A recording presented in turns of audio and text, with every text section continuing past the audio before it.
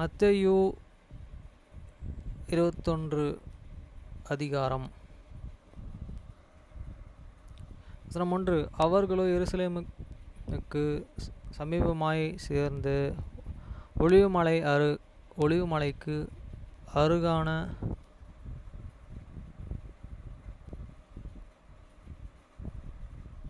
பெத்தேலுக்கு வந்தபோது இயேசுவானவர் சீஷரில் 2 பேரை நோக்கி, வசனம் 2. உங்களுக்கு எதிரே இருக்கிற கிராமத்துக்கு போங்கள். போனவுடனே அங்கே ஒரு கழுதையும் அதனுடன் ஒரு குட்டியும் இருக்க காண்பீர்கள். அவைகளில் அவிழ்த்து என்னிடத்தில் கொண்டு வாருங்கள். வசனம் 3. ஒருவன் உங்களுக்கு எதிரில் ஏதாகிலும் சொன்னால் அவைகள் ஆண்டவனுக்கு வேண்டுமென்று சொல்லுங்கள், உடனே அவைகளை அனுப்பிவிடுவான் என்று சொல்லி அவர்களை அனுப்பினார். வசனம் 4. இதோ உன் ராஜா சாந்த குணமுள்ளவராய் கழுதை குட்டியும் ஆகிய மரியின் மேலே ஏறிக்கொண்டு உன்னிடத்தில் வருகிறார் என்று சியோனின் குமாரத்திக்கு சொல்லுங்கள் என்று. வசனம் 5. தீர்க்கதரிசியினாலும் உரைக்கப்பட்டது நிறைவேறும்படி இது எல்லாம் நடந்தது. வசனம் 6. போய் இயேசு தங்களுக்கு கட்டளையிட்டபடியே செய்து. வசனம் 7. கழுதையையும் குட்டியையும் கொண்டு வந்து அவைகள் மேலே தங்கள் வஸ்திரங்களை போட்டு அவரை ஏற்றினார்கள். வசனம் 8. திரளான ஜனங்கள் வஸ்திரங்களையே வழியிலேயே விரித்தார்கள். வேறு சிலர்கள் மரக்கிளைகளையே தரித்து வழியிலே பரப்பினார்கள். வசனம் 9. முன் நடப்பவரும் பின் நடப்பவருமாகிய திரளான ஜனங்கள், தாவீதின் குமாரனுக்கு ஓசன்னா, கர்த்தரின் நாமத்திலேயே வருகிறவர் ஸ்தோத்திரிக்கப்படப்பட்டவர், உன்னதத்தில் ஓசன்னா என்று சொல்லி ஆர்ப்பரித்தார்கள். வசனம் 10. அவர் எருசலேமுக்குள் பிரவேசிக்கையில் நகரத்தார் யாவரும் ஆச்சரியப்பட்டு இவர் யார் என்று விசாரித்தார்கள். வசனம் 11. அதற்கு ஜனங்கள், அவர் கலிலேயனில் உள்ள நாசரேத்தில் இருந்து வந்த தீர்க்கதரிசியாகிய இயேசு என்றார்கள். வசனம் 12. இயேசு தேவாலயத்தில் பிரவேசித்ததும் தேவாலயத்திலே வீட்டிருக்கிறவர்களும் கொள்கிறவர்களும் ஆகிய யாவரையும் வெளியே துரத்தி காசுக்காரர்களுடைய பலகைகளை, புறா விற்கிறவர்களையும் ஆசனங்களையும் கவிழ்த்து 13. என்னுடைய வீடு ஜெப வீடு, என் வீடும் என்று எழுதியிருக்கிறது, நீங்களே அதை கள்ளர் குகையாக்கினீர்கள் என்றார். வசனம் 14. அப்பொழுது குருடரும் சப்பானியர்களும் தேவாலயத்தில் அவரிடத்திற்கு வந்தார்கள். அவர்களை சுஸ்தமாக்கினார். வசனம் 15. அவர் செய்த அதிசயங்களையும் தாவீதின் குமாரனுக்கு ஓசன்னா என்று தேவாலயத்திலே ஆர்ப்பரிக்கிற பிள்ளைகளையும் பிரதான ஆசிரியர்களும் வேதபாரகரும் கண்டு கோபமடைந்து. வசனம் 16. அவரை நோக்கி, இவர்களே சொல்கிறதை கேட்கிறீர் என்கிறார்கள். அதற்கு இயேசு, ஆம் கேட்கிறோம். குழந்தைகளுடைய வாயிலும் பாலகருடைய வாயிலும் துதி உண்டாயிருக்கும்படி செய்கிறீர் என்பதை நீங்கள் இருக்கலாம் வாசிக்கவில்லையா என்றார்.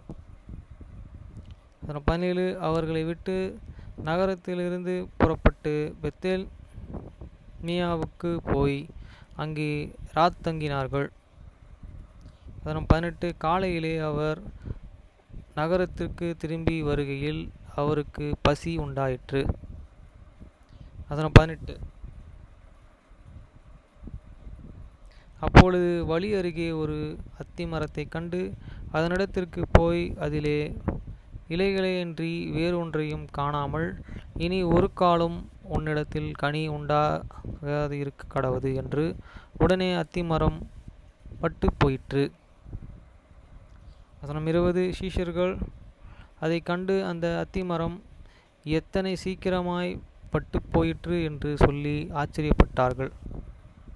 வசனம் 21. இயேசு அவர்களை நோக்கி, நீங்கள் சந்தோஷப்படாமல் சந்தேகப்படாமல் விசுவாசம் உள்ளவர்களாயிருந்தால் இந்த அத்தி மரத்திற்கு செய்ததை நீங்களும் செய்யலாம்.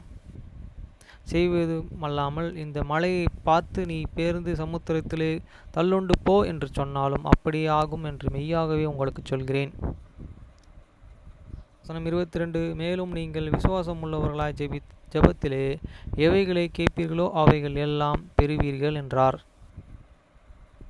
வசனம் 23.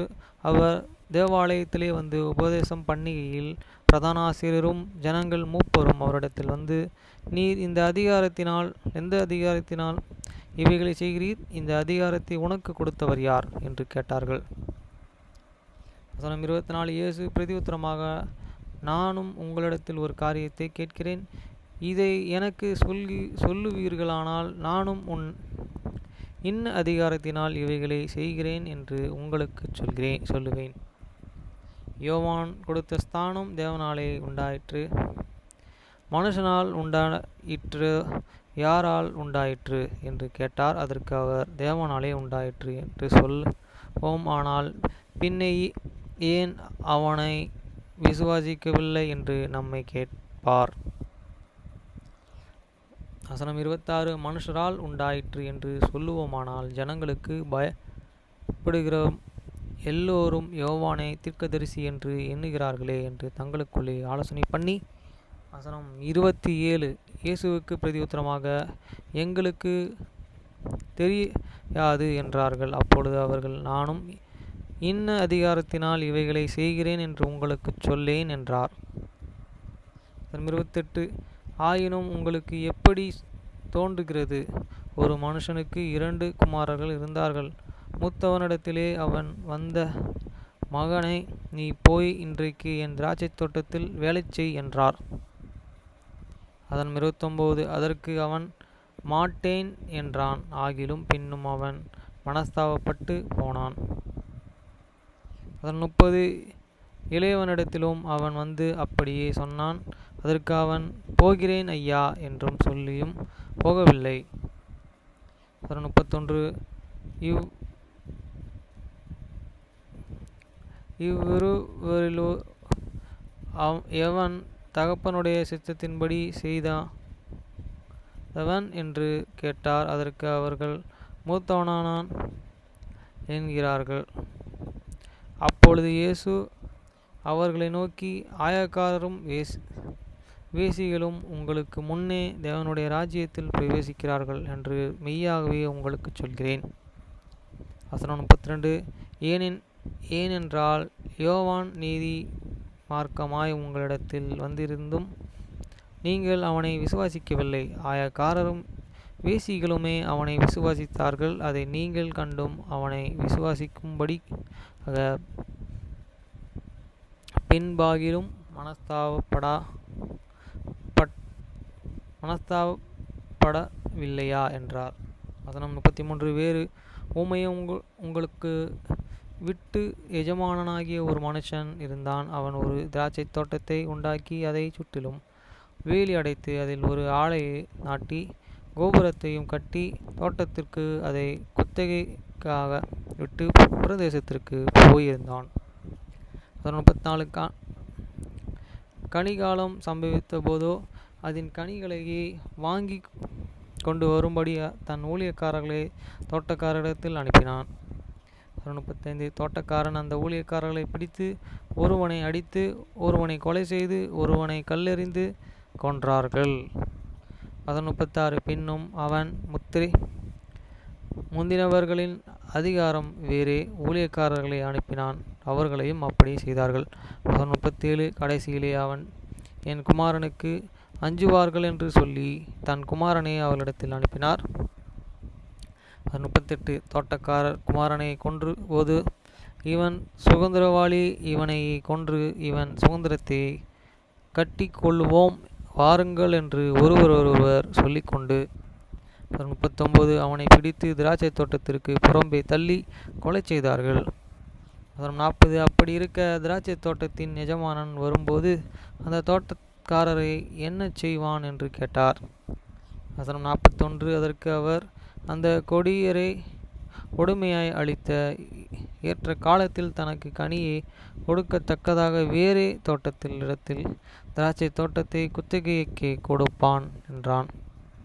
வசனம் 42. இயேசு அவர்களை நோக்கி, வீடு கட்டுகிறவர்கள் ஆகாது என்று தள்ளின கல்லை மூளைக்கு தலைக்கல்லாயிற்று, அதுவே கர்த்தரால் ஆயிற்று, அது நம்முடைய கண்களுக்கு ஆச்சரியமாயிருக்கிறது என்று நீங்கள் வேதத்திலே ஒரு காலம் வாசிக்கவில்லையா? வசனம் 43. ஆகையால் தேவனுடைய ராஜ்யம் உங்களுடையது இருந்து நீக்கப்பட்டு அதற்கேற்ற கனிகளை தருகிற ஜனங்களுக்கு கொடுக்கப்படும். வசனம் 44. அந்த கல்லின் மேலே விழுகிறவன் நொறுங்கு போவான், இது அவனுக்கு மேல் விழுமே, அனைத்து நசுக்கி போடும் என்று நான் உங்களுக்கு சொல்கிறேன் என்கிறார். வசனம் 45. பிரதான ஆசாரியரும் பரிசேயரும் அவருடைய ஊமைகளை கேட்டு தங்களை குறித்து சொல்கிறார் என்று அறிந்து வசனம் 46. அவர் பிடிக்க வகை தேடினார்கள், ஆகிலும் ஜனங்கள் அவரை தீர்க்கதரிசி என்று எண்ணினபடினால் அவர்களுக்கு பயந்தார்கள்.